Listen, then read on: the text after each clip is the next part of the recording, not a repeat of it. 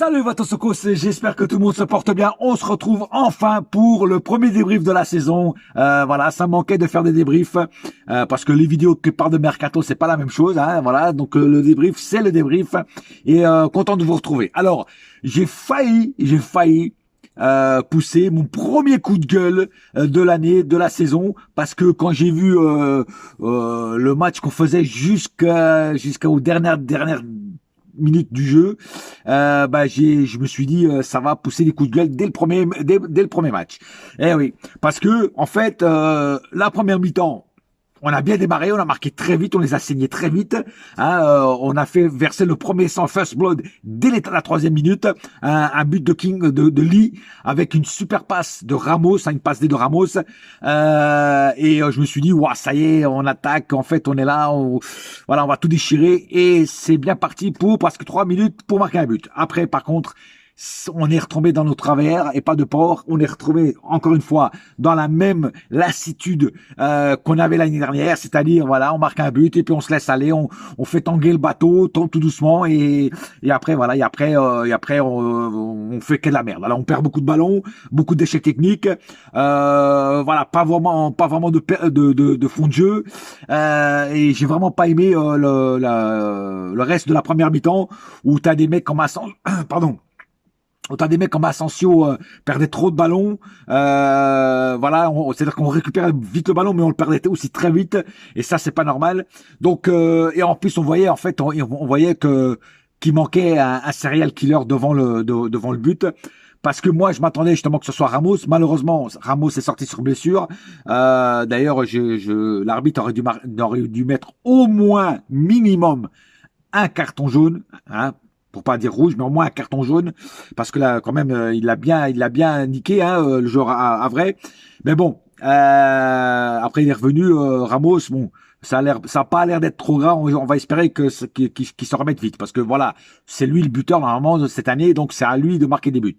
Surtout quand tu vois la prestation de Colomani qui a été désastreuse, mais je vais revenir au cas par cas. Et donc je m'attendais justement que ce soit Ramos. Bon. Il est sorti sous blessure. Après, vraiment, après la sortie de Ramos, ça a été lamentable. C'était une purge jusqu'à la fin de la première mi-temps. Hein. Après la deuxième mi-temps, on revient au vestiaire, on ressort du vestiaire, pardon, et voilà, on se prend ce but très rapide du Havre qui mène le score à 1-1. Et puis après, 2-1, un but qui a été annulé, heureusement, parce qu'il y avait main. On voyait vraiment sur la ralenti que le joueur Havrais met la main pour céder. Heureusement, parce que sinon ça aurait fait 2-1 et là ça aurait pas été la même chose. Donc on a eu quand même de la chance, hein. Et mais voilà, j'ai vraiment pas aimé le match. Je m'attendais vraiment à qu'on fasse un match nul, jusqu'à la rentrée. D'ailleurs, je me suis demandé qu'est-ce que Luis Enrique attendait pour faire entrer les joueurs de classe mondiale, Barcola, Dembélé, Neves, tout ça, tu vois. Et enfin, il a fait rentrer Neves et après il a fait rentrer Dembélé et Barcola, qui ont complètement changé la physionomie du match. Parce que jusqu'à leur rentrée, le seul joueur qui me séduisait sur le terrain, c'était Vitinha. Vitinha, franchement, c'est extraordinaire ce qu'il faisait au milieu. Mais bon, je vais revenir au cas par cas. Mais voilà, donc la rentrée de ces joueurs-là ont fait du bien. Ça a aéré un petit peu la nonchalance du Paris Saint-Germain, et franchement moi j'ai bien apprécié. Ils ont fait tous des bonnes rentrées, hein. Et puis voilà, parce que bon, moi je veux bien les petits jeunes, tout ça, mais quand tu vois, ils ont pas le niveau, les petits jeunes. À nous, quand tu vois qu'ils ont du mal contre le Havre, que ça va être contre des équipes, et je parle même pas en Ligue des Champions, qu'est-ce que ça va être contre des équipes comme Lyon, Marseille, tu vois, ou tu vois, des équipes comme ça, tu vois, ça va être plus compliqué quand même, tu vois ce que je veux dire. Et même Monaco, tu vois. Non, il faut vraiment revoir ça. Alors les petits jeunes, tous ces petits jeunes là, tu vois, Mbaye, tout ça, même Zégué, pour moi je les prête pour dans une équipe de Ligue 1 pour qu'ils se fassent les dents, parce qu'ils sont pas encore prêt pour le niveau du PSG qui est quand même un niveau très élevé. Et donc voilà. Donc voilà, et puis après en 10 minutes, le Havre s'est écroulé et on a scellé le match. On les a assassinés sur place. C'était un mélange de Vendredi 13 avec Jason Voorhees et de Michael Myers dans Halloween. Et on les a finis à la tronçonneuse avec Leatherface de Massacre à tronçonneuse. C'était vraiment un truc c'était une boucherie. Voilà, tout simplement, c'était une boucherie comme dit Globerlong dans Rocky 3. Et voilà, et c'est en 10 minutes, la maison havraise s'est écroulée complètement, quoi. Voilà. Et mais bon, voilà, je m'attendais pas du tout à ce retour de situation, hein, parce que je voyais ça vraiment mal barré. Mais être à 1-1 à 10 minutes de la fin et en 10 minutes gagner 4-1. Voilà, c'est pour ça que je te dis que le foot, c'est vraiment un truc, c'est vraiment une science inexacte, hein, parce que personne n'aurait parié sur un final comme ça du Paris Saint-Germain. Et mais heureusement qu'on a ces joueurs-là, comme Barcola, qui pour moi a été une trouvaille merveilleuse. Et puis même Dembélé, qui normalement qui ne marque jamais de la tête, qui est pas trop bon de la tête, et le mec il va marquer un but de la tête ce soir. Alors oui, bravo à tous ces joueurs-là. Maintenant, on va passer aux statistiques du match. 5 tirs du côté du Havre, 15 du côté PSG. Alors bien sûr, on a tiré beaucoup plus. Même on n'a pas été killer, voilà. 2 tirs cadrés du côté du Havre, 11 du côté PSG quand même. 24% de possession côté du Havre, 76 du côté PSG. 257 passes du côté du Havre, 826 du côté PSG. 75% de précision de passe côté Havre, 93 du côté PSG. 11 fautes du côté du Havre, 9 du côté PSG. 3 cartons jaunes du côté du Havre, 0 du côté PSG, aucun carton rouge des deux côtés, un hors-jeu des deux côtés, et enfin 2 corners du côté du Havre, 8 du côté PSG. Voilà. Maintenant, on va parler, comme d'habitude, le cas par cas. Alors, ce soir, Luis Enrique a choisi de mettre Donnarumma dans les cages. Et ben, moi, je dis que c'est quand même s'il n'a pas été extraordinaire, il a été un peu fébrile sur sa ligne. Et surtout, moi, ce qui m'énerve en Donnarumma, c'est qu'il ne sort jamais de sa zone de confort. Putain, quand le ballon arrive, sors de tes cages, je sais pas, fais des défenses au point, fais quelque chose, mais sors, putain, prends tes couilles et sors, bordel. Le mec, il reste toujours sur sa ligne. Alors oui, t'es bon sur ta ligne, mais putain, il faut aussi que tu prennes des risques, parce que des fois, c'est chaud même sur ta ligne, tu vois. Et c'est ça qui m'énerve en Donnarumma. Mais après, quand tu vois le niveau des autres gardiens, même le gardien russe et tout ça, excusez-moi, ils ont pas trop le niveau, quoi. Moi, ce que j'ai vu, ils ont pas le niveau. Tu vois, donc moi, s'il y a pas d'autres gardiens qui arrivent, et je pense pas qu'il va y avoir un autre gardien qui arrive, même le gardien espagnol là, qui a Tebas là. Tenas, non Tebas c'est l'autre. Tenas, je le trouve pas au niveau. Hein. Franchement, il s'est pris beaucoup de buts là dans un match que j'ai vu là. Franchement, voilà quoi, pas le niveau non plus, tu vois. Donc à la rigueur, même si Donnarumma des fois il nous fait des petites boulettes, je préfère continuer la saison avec Donnarumma. Alors Hakimi au tout début, j'ai bien aimé, puis après petit à petit il s'est effacé et on l'a retrouvé vers la fin. On l'a retrouvé vers la fin du match, quand justement dans les 10 dernières minutes, on aurait dit qu'il attendait que ses potes confirmés à rentrer sur le terrain. Voilà. Alors, parce qu'après, bien sûr, tout le long du match, il n'a pas été, moi je l'ai pas trouvé extraordinaire. Je l'ai trouvé plutôt même très transparent. Après, c'est normal quand tu as l'équipe que tu avais, c'est normal que tu sois un petit peu transparent. Bon, c'est le premier match, je veux pas tout de suite allumer. En plus, il a une bonne excuse lui. Il sort du truc là des Jeux Olympiques là. Et il a même pas eu de vacances, il est tout de suite venu jouer. Donc voilà, rien que pour ça, il a tout mon respect. Et c'est pour ça que je veux pas trop l'allumer parce qu'il s'est même pas reposé, il a repris tout de suite quoi. Bon, Beraldo. Alors moi quand j'ai vu la compo, alors au début, elle m'a excité la compo. Mais après quand j'ai commencé à voir les positions et les noms, ça m'a un petit peu moins excité. Et surtout quand j'ai vu Beraldo en défenseur central droit, c'est-à-dire à la place de Marquinhos, je me suis dit oh là là là là là là, s'il est déjà pas bon à gauche, qu'est-ce que ça va être à droite? Mais en fait, il a pas été mauvais ce soir. Franchement, il a assuré sa baraque à frites et franchement, j'ai plutôt trouvé satisfaisant. Voilà. Donc il a bien fait son taf. J'ai aucun reproche à lui faire ce soir. Par contre Zagué, alors Zagué c'est un petit jeune, hein, je vais pas trop non plus l'allumer. Zagué il s'est bien démerdé jusqu'à l'erreur qu'il a fait, c'est-à-dire quand il se fait piquer la balle comme un débutant, parce que c'est un débutant. Le petit Zaguet, il faut avoir des yeux derrière la tête, surtout sur des ballons comme ça où tu vois que tu es le dernier défenseur, t'es obligé de regarder derrière s'il y a quelqu'un qui arrive, tu vois. Et là, tu l'as pas fait, et tu t'es fait avoir comme un bleu. Voilà. Alors oui, tu es un bleu, mais voilà, il faut quand même voilà. Alors j'espère que ça t'a servi de leçon, que maintenant tu vas commencer à regarder derrière. Mais voilà, ça aurait pu nous coûter un but. Le but a été annulé parce que le joueur a vrai, enfin 7 du bras. Voilà, ça aurait pu nous coûter cher, Zaguet. Donc il faut quand même qu'il fasse attention. Et puis voilà, tu vois, c'est là que tu vois que Nuno Mendes nous manque à cette place-là, tu vois, parce que voilà, il faut quand même des joueurs d'un certain niveau, voilà. Pacho, moi j'ai trouvé plutôt très bon. J'ai bien aimé la présence de Pacho, très solide sur ses appuis, très solide dans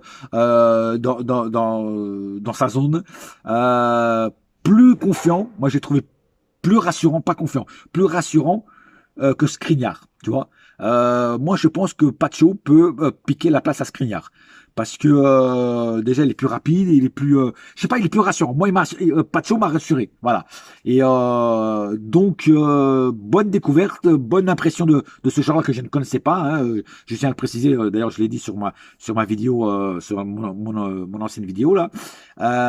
Genre que je découvre complètement parce que je ne regarde pas la sélection d'Équateur ni quand il joue à Francfort. Ah, c'est pas des équipes que je regarde. Donc je découvre ce joueur complètement. Et là, franchement, sur ce match, il m'a fait une très très bonne impression. Voilà. Même sur le match de Leipzig, il m'avait déjà fait une bonne impression, mais là, il m'a fait vraiment une bonne impression. Donc peut largement être titulaire à tous les matchs et piquer la place à Skriniar. Vitinha, pour moi, Vitinha, pour moi, c'est le MVP du match.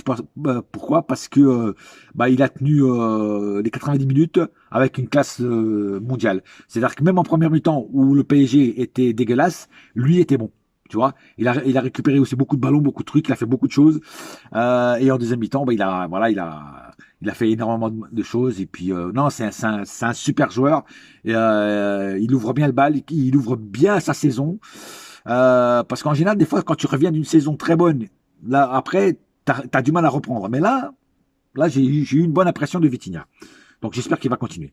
Zaïre Emery, par contre, m'a un petit peu déçu, un petit peu transparent, pas assez percutant dans le match, pas assez rassurant dans le match aussi.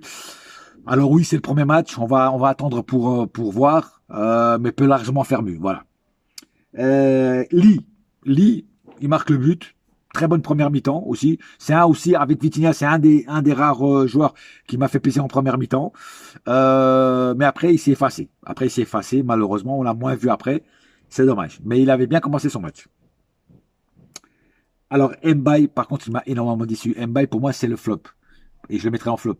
Euh, Pas le niveau. Je suis désolé, pas le niveau. Alors, j'ai pas envie d'être méchant avec les jeunes, tu vois, mais des fois, il faut dire la vérité. Mbaye, beaucoup de lacunes, beaucoup de pertes de ballon, beaucoup d'hésitation. Non, moi, j'ai vraiment pas aimé la prestation de Mbaye. Donc, c'est pour ça d'ailleurs qu'il a été remplacé après. Donc, ça sera un joueur qui sera dans mes flops, malheureusement. Je suis désolé, mais c'est comme ça. Bon, Ramos, il a été bon jusqu'à sa sortie sur blessure, malheureusement. Asensio m'a un petit peu déçu, comme j'ai dit. Asensio percutait beaucoup, mais perdait beaucoup de ballons. Quand il récupérait, il perdait très vite.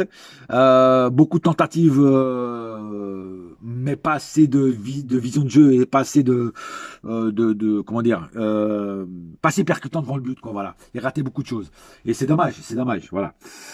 Voilà, donc ça c'était l'équipe qui était sur le terrain en tout début. Après, comme je vous dis, sont rentrés Marquinhos qui a fait du bien à la défense, qui a été plutôt bon Marquinhos. Neves pareil, il a fait une bonne rentrée. Et évidemment Dembélé qui a fait une excellente rentrée et surtout Barcola qui a fait une énorme entrée aussi. Et ça je vais les mettre pour 10 minutes de jeu, je vais les mettre dans mes tops. Dembélé, Barcola et Vitinha. Voilà, Vitinha parce que c'est les trois pour moi qui ont été vraiment très bons et qui ont vraiment retourné le match à eux tout seuls. Voilà, c'est mon avis. Dites-moi en commentaire ce que vous en pensez. Moi, c'est mon avis. Voilà. Voilà, donc un bon petit match avec beaucoup de lacunes. Il y a quand même beaucoup de travail encore à faire à l'entraînement et aussi renforcer notre équipe parce que c'est là que tu vois que quand il n'y a pas les titulaires indiscutables, l'équipe a du mal. Donc il faut surtout un serial killer devant le but. Un autre, en plus de Ramos, parce que tu vois, quand Ramos se blesse ou qu'il est suspendu, c'est la lacune. Ah, parce que, ah oui, j'ai pas parlé de Colomani. Colomani, c'est catastrophique. J'avais oublié Colomani. Tu vois, tellement il est catastrophique, tellement il est passé à côté de son match que je l'ai oublié. Colomani, catastrophique. À part son penalty qui marque, voilà. Bon, la seule chose positive qu'il a eue, c'est il a vraiment voulu tirer le penalty. Il s'est montré en patron. Il s'est dit non, c'est moi qui tire le penalty. Par contre, si tu le ratais, ça aurait été mauvais pour toi. Mais bon. Mais voilà, il marque son penalty. Ça lui sauve un petit peu le match. Mais à part ça, le reste est catastrophique. Devant le but, il loupe tout, barre, tête, transversale, je sais pas quoi, côté, machin. Le mec, il a pas le compas dans l'œil. Et donc, très, très catastrophique. Et pour moi, c'est très grave parce que si t'as Colomani pour remplacer Ramos quand il se blesse, c'est quand même très, très, très faible. Voilà. Voilà. Donc, à part le penalty, c'est la seule chose pour moi qu'il a fait de bien. Voilà. Donc voilà, sur ce, j'ai pas plus à dire sur ce match. On se retrouve bientôt pour de nouvelles vidéos et pour le prochain débrief qui sera bientôt, là je sais plus la date. Mais entre-temps, peut-être qu'il y aura du mercato, donc on entend parler de Sancho, encore de Osimhen. Voilà. La piste Cherki, c'est complètement faux. Ça a été démenti. Hein. Donc c'est complètement faux. Et puis en plus les présidents, le président de Textor et puis Nasser sont en froid glacial. Donc je pense pas que ça se fera. Voilà. Sur ce, pas plus à dire. Un seul cœur, un seul club, c'est Paris ma gueule. Yes my friend. Et la saga continue. Et j'ai aimé surtout les 10 dernières minutes du match qui m'ont fait vraiment bander comme un taureau. Allez, bouya!